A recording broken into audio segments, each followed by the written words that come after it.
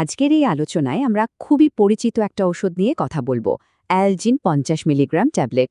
অনেকেই এর নামটা শুনে থাকবেন, হয়তো ব্যবহারও করেছেন। তো চলুন আজ এর আদ্যবান্ত সহজ করে জেনে নেওয়া যাক। আচ্ছা, কখনো কি এমন হয়েছে যে পেটে বা তলপেটে হঠাৎ করে তীব্র ব্যথা বা মোচড় দিয়ে ওঠার মতো একটা কষ্টকর অনুভূতি হচ্ছে? এই অভিজ্ঞতাটা কিন্তু আসলেই খুব যন্ত্রণার, তাই না? ঠিক এই রকম পরিস্থিতি সামাল দেওয়ার জন্যেই কিন্তু অ্যালজিন ট্যাবলেটটা বেশ পরিচিত। তো চলুন সবার আগে জেনে নিই এই অ্যালজিন ট্যাবলেটটা আসলে কি, আর ঠিক কোন কোন ক্ষেত্রে এটা ব্যবহারের পরামর্শ দেওয়া হয়।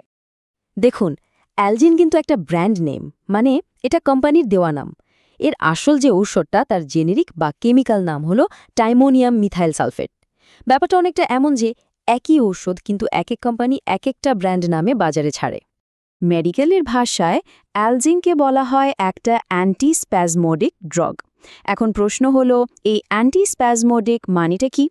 খুব সহজ করে বললে, এটা এমন একটা ঔষধ যা আমাদের শরীরের ভেতরের মাংসপেশির খিঁচুনি বা স্প্যাজমকে শান্ত করে। মানে যখন কোনো কারণে পেশিগুলো শক্ত হয়ে গিয়ে ব্যথা করতে শুরু করে, অ্যালজিন ঠিক সেই খিঁচুনিটাকেই থামিয়ে দেয়। যেমন ধরুন আমাদের পরিপাকনালী মানে ডাইজেস্টিভ ট্র্যাক্ট, তারপর পিত্ততন্ত্র বা বিলিয়ারি সিস্টেম, মূত্রাশয়, এমনকি জরায়ুর মাংসপেশিতেও অনেক সময় স্প্যাজাম বা খিঁচুনি হতে পারে। আর এই স্প্যাজামের কারণেই কিন্তু ব্যথাটা হয়। অ্যালজিন মূলত এই ধরনের ব্যথা কমাতে কাজে আসে। কিন্তু কথা হচ্ছে, এই ট্যাবলেটটা কিভাবে কাজ করে, কিভাবে এটা ব্যথা কমায়। চলুন এর পেছনের সহজ বিজ্ঞানটা একটু জেনে নেওয়া যাক। বিষয়টা কিন্তু বেশ ইন্টারেস্টিং। ব্যাপারটাকে এভাবে ভাবা যেতে পারে, আমাদের শরীরে অ্যাসিটাইল কোলিন আর হিস্টামিনের মতো কিছু কেমিক্যাল সিগন্যাল আছে যারা মাংসপেশিকে সংকুচিত হওয়ার নির্দেশ দেয়। অ্যালজেন যেটা করে সেটা হলো এই সিগন্যালগুলোকে ব্লক করে দেয়, মানে আটকে দেয়। শুধু তাই না, এটা মাসল সেলের মধ্যে ক্যালসিয়ামের মুভমেন্টকেও কন্ট্রোল করে। আর এই দুটো কাজের ফলে কি হয়, পেশিগুলো রিল্যাক্সড হয়ে যায় আর ওই কষ্টকর খিঁচুনি বা ব্যথাটা কমে আসে।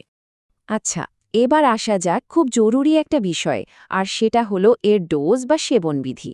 কার জন্য কি পরিমাণ অ্যালজিন দরকার, চলুন সেটা দেখে নেওয়া যাক। সাধারণত প্রাপ্তবয়স্কদের ক্ষেত্রে দিনে 2 থেকে 6টা ট্যাবলেট কয়েকটা ডোজে ভাগ করে খাওয়ার পরামর্শ দেওয়া হয়।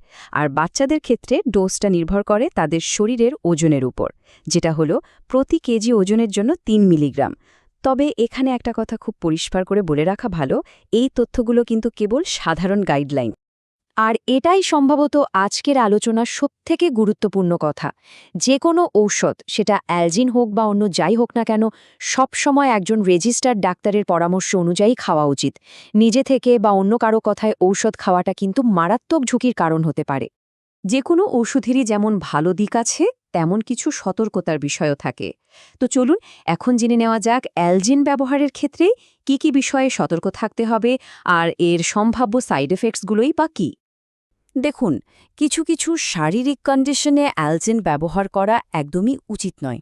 যেমন যাদের ইউরেথ্রোপ্রস্টেটিক ডিসঅর্ডারের কারণে প্রস্রাব আটকে যাওয়ার ঝুঁকি থাকে, কিংবা যাদের অ্যাঙ্গেল ক্লোজার গ্লুকোমা নামে চোখের একটা বিশেষ রোগের ঝুঁকি আছে, তাদের ক্ষেত্রে এই ওষুধটা এড়িয়ে চলতে বলা হয়।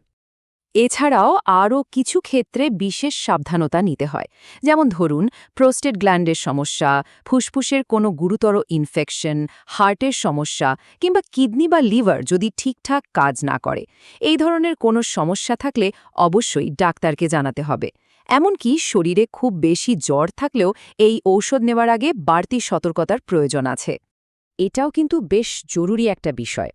অ্যালজিন খাওয়ার পর কারো কারো দৃষ্টি কিছুটা ঝাপসা হয়ে আসতে পারে। তাই এই ওষুধটা খাওয়ার পর যতক্ষণ না পুরোপুরি নিশ্চিত হচ্ছেন যে সবকিছু পরিষ্কার দেখা যাচ্ছে, ততক্ষণ ড্রাইভিং করা বা কোনো ভারী মেশিন চালানো থেকে বিরত থাকাটাই কিন্তু নিরাপদ। এর দুটো সম্ভাব্য সাইড এফেক্ট নিয়েও জেনে রাখা ভালো। একটা হলো হাইপোটেনশন, মানে ব্লাড প্রেশার হঠাৎ করে কমে যাওয়া। আর আরেকটা হলো ট্যাকিকার্ডিয়া, মানে হার্টবিট স্বাভাবিকের থেকে বেড়ে যাওয়া। যদিও এগুলো খুব কমন না, তারপরও যদি এমন কোনো লক্ষণ দেখা দেয়, তাহলে দেরি না করে অবশ্যই ডাক্তারের সাথে কথা বলতে হবে।